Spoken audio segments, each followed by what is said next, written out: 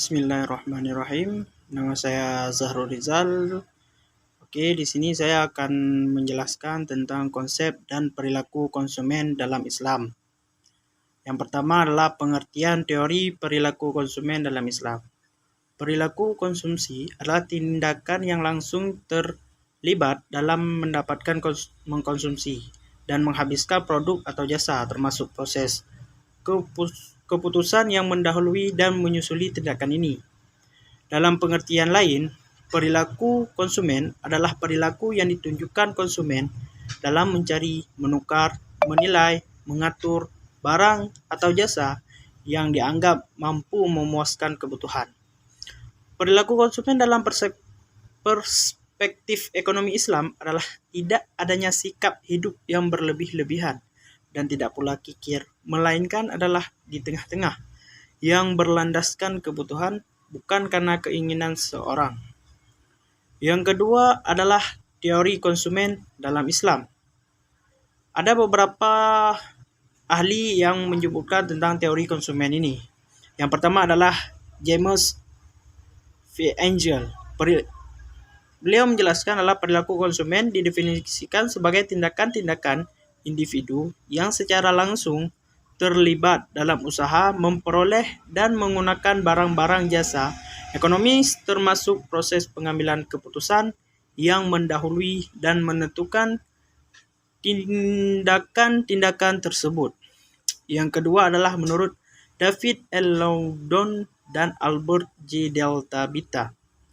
Perilaku konsumen dapat didefinisikan sebagai proses pengambilan keputusan dan aktivitas individu secara fisik yang dilibatkan dalam proses mengevaluasi, memperoleh, menggunakan, atau dapat mempergunakan barang-barang dan jasa.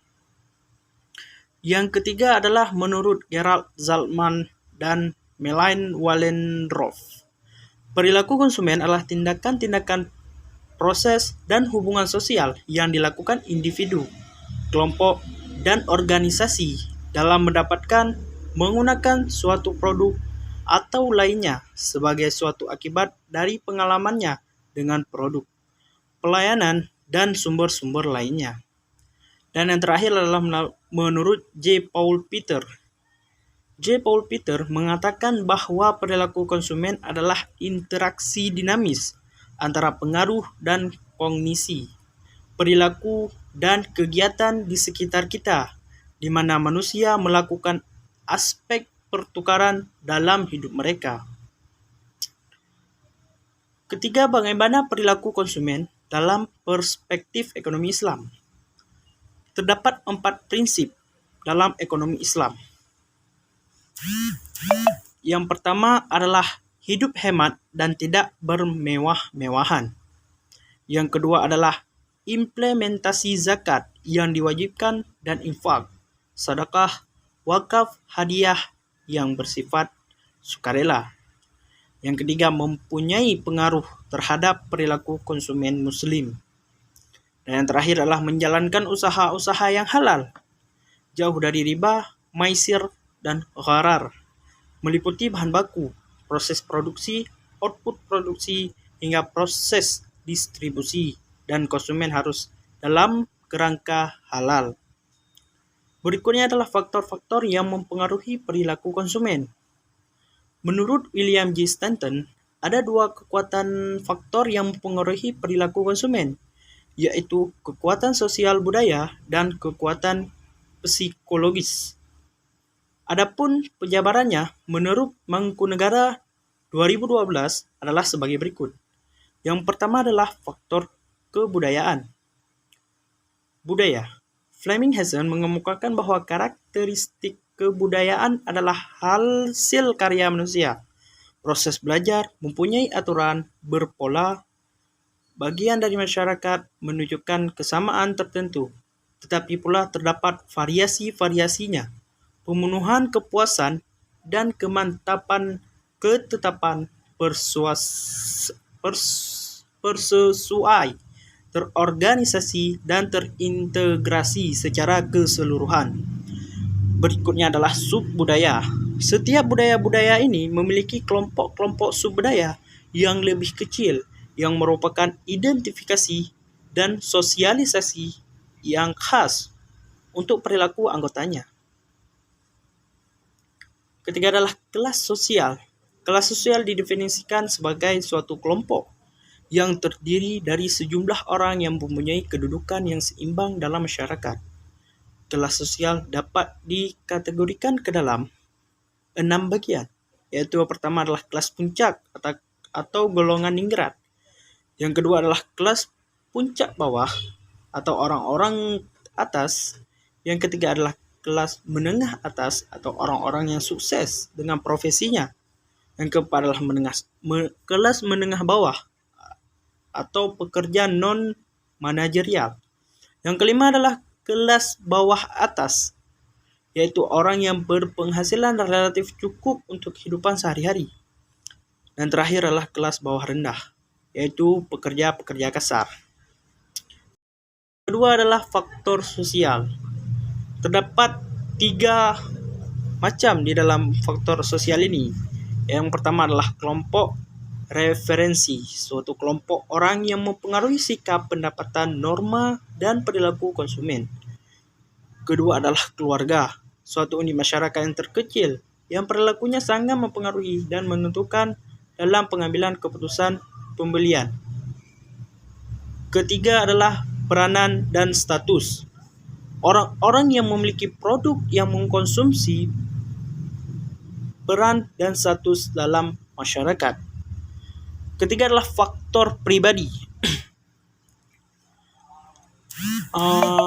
Di sini adalah usia dan tahap daur hidup. Manusia memerlukan barang dan jasa sepanjang hidupnya. Perilaku ini berubah sesuai perkembangan siklus keluarga.